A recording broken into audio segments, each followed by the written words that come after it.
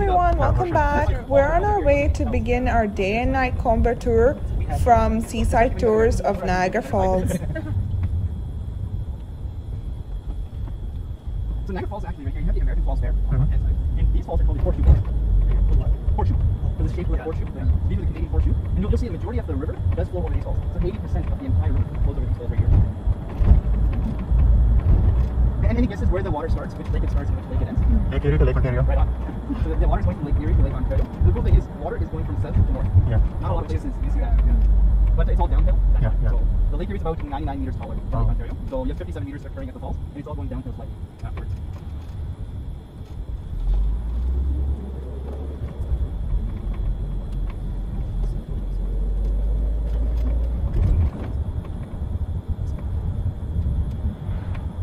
You guys will realize as we're driving right here, you see a lot of buildings nearby. And the majority of these buildings are old powerhouses. And the thing these powerhouses is, none of them are actually producing electricity now. All of them have been non-functional. Like this one coming up on the right hand side, this is the Canadian Niagara powerhouse. And the purpose of this one, this was the first powerhouse to supply electricity outside of the city of Niagara Falls. And just recently, just about a month ago, they opened it up as a museum. So you can go in there and do tours, check out the old generators, which is really cool. If you guys have time, I'll definitely recommend that.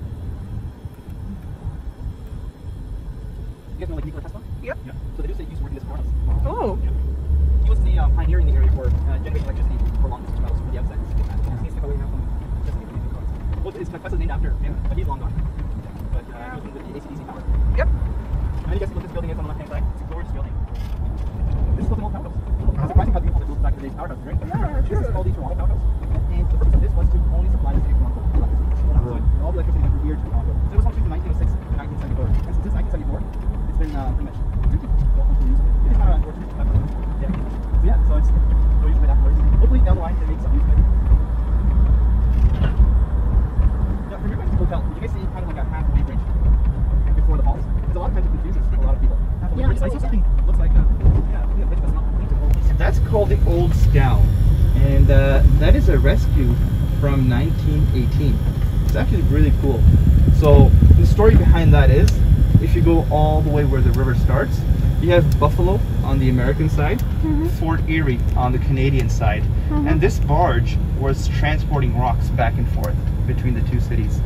And the cool thing is, or unfortunately, the unfortunate thing is, in 1918 the tow line broke, sending the barge down the river with 3 people on it. And they say one of them knew how to swim and he quickly swam ashore, but the remaining 2 were left on it. And what they did is very smart. You see how close they were to that island? Yeah. So what the 2 guys did, they opened up the hatch at the bottom and grounded the barge right near the shallow ends. But the next issue was, how do you come across? Do you know the structure you're seeing right now is not a dam? And the next issue No, was, actually it's a 670-meter long structure built between 1953 and 1957 in the upper Niagara River above the falls. and the It's a distance from water here to control the barge, structure. it looks really The close. structure A rough consists of estimate about 18 2 football movable fields. gates that extend So about what the locals halfway did, across the they Niagara climbed on top of this River to the building, international this small border powerhouse, between Canada and the shot a line United States. from there to the barge. And through a mechanism of Bridges buoy, that's how they were able to rescue those 2 people. So those 2 did survive. Yeah. So we're on our way to the observation deck, located on the topmost floors of the Skylon Tower. Due to COVID restrictions, the restaurant located at the deck was unfortunately closed. However, we had to make do with the beautiful sight of the Niagara city skyline, the falls, and the landscape beyond.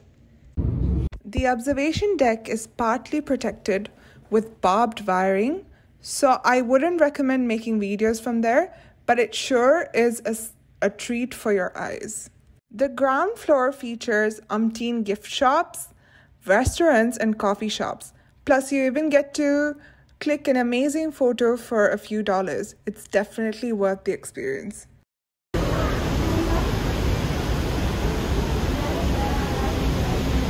Next up is the Journey Behind Falls, an year-round attraction located 125 feet below the ground, accessed by elevators.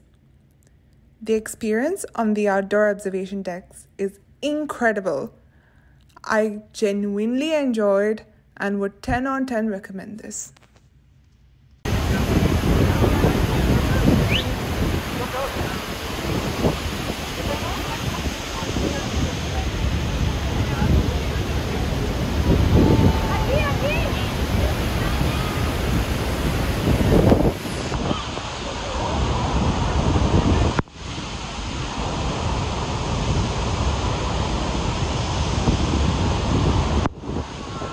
then proceeded on to observe the Whirlpool Rapids, shot in slow motion for my dear subscribers.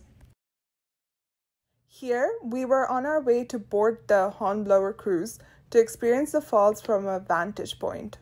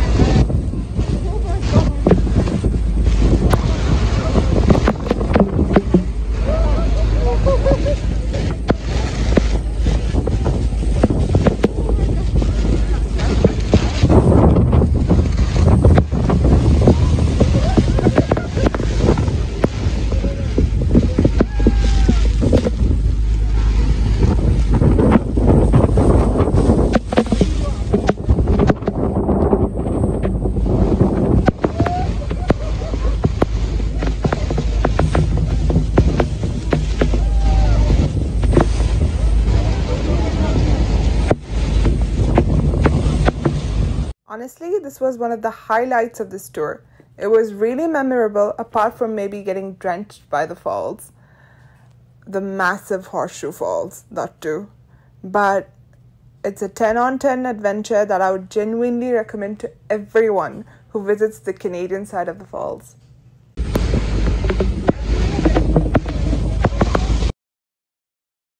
The best part of this tour is right here, where we get to light the falls. I think this is an experience to cherish. We also got a certificate to certify that we had indeed lit up the falls.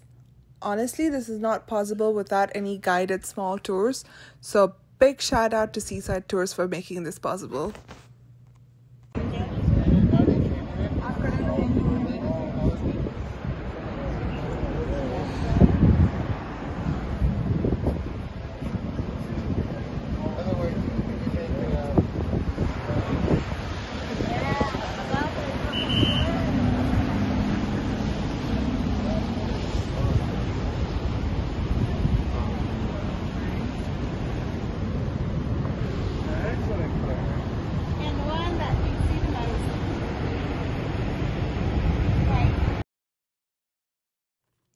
We ended our day with dinner at the Table Rock Horse restaurant overlooking the falls. The food was delicious and the gelato was simply outstanding. This restaurant is actually vegetarian or vegan friendly. So for all those vegetarian and vegan people out there, there's a lot of options to try out. The food is simply amazing. Honestly, our tummies are full and our heart is content. Thank you for watching. Do join us on our next video as we bid farewell to Niagara.